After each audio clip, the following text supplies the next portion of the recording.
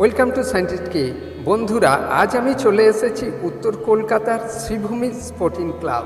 এই ক্লাবের ঠাকুর এবং রাস্তার পথযাত্রা এত সুন্দরভাবে ফুটিয়ে তুলেছেন যে ভাবাই যায় না। ওই জন্যে কলকাতার সেরা ঠাকুর বলতে গেলে এখন শ্রীভূমি, এই ঘোড়ার পিঠে ছুটে চলেছে শ্রীভূমির ঠাকুর। দেখতে থাকুন, আপনারা দেখুন, খুব সুন্দরভাবে ফুটিয়ে তুলেছেন।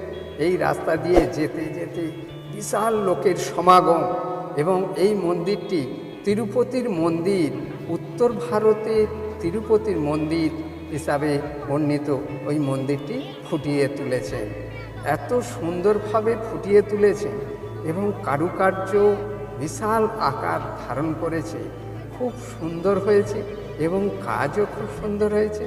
মন্দিরটা দেখুন, এত সুন্দর কাজ লাইটিং দিয়ে সাজিয়েছে এবং কারুকার্য নানানভাবে ফুটিয়ে তুলেছে এবং খুব ভালো হয়েছে।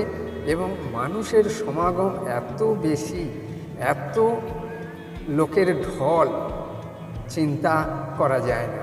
তাই মানুষ বিশালভাবে গর্বিত এবং কলকাতাকে গর্বিত মনে করে এই দুর্গা পুজো।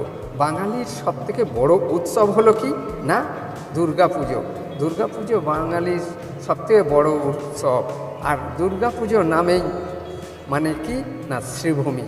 শ্রীভূমির ঠাকুর দেখতেই হবে, না দেখলে মন ভরে না। এই জন্যে শ্রীভূমির যতই ভিড় হোক না কেন, মানুষ দিনে রাতে সকালে যখন খুশি গিয়ে ঠাকুরটা অবশ্যই দেখে আসে। এই প্যান্ডেলের ভেতরে ঢোকা মাঝরাতে, রাত 12টায়, 1টা, 2টোয়, দেখুন এখনও সপ্তমী ষষ্ঠী আসেনি, তার আগেও বিশালভাবে ভিড় করে উঠেছে এই শ্রীভূমির পূজা মণ্ডপ।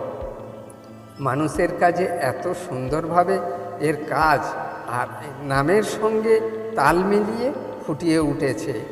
মানুষ ওই জন্যেই এই ঠাকুরটা দেখার জন্য অধীর আগ্রহে বসে থাকে যে কবে দুর্গা পুজো আসবে, আমি শ্রীভূমির ঠাকুর দেখতে যাব।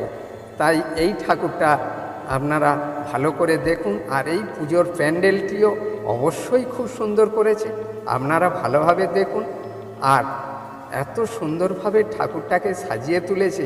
আর এই ঠাকুরের গায়ের যে গয়নাগুলো দেখতে পাচ্ছ, এই গয়নাগুলো সম্পূর্ণ সোনার, এত সোনা দিয়ে ভরা, চিন্তায় ভাবা যায় না, মানুষ আতঙ্কে হয়ে যায় যে এত সোনা দিয়ে এই ঠাকুরটা সাজিয়ে তুলে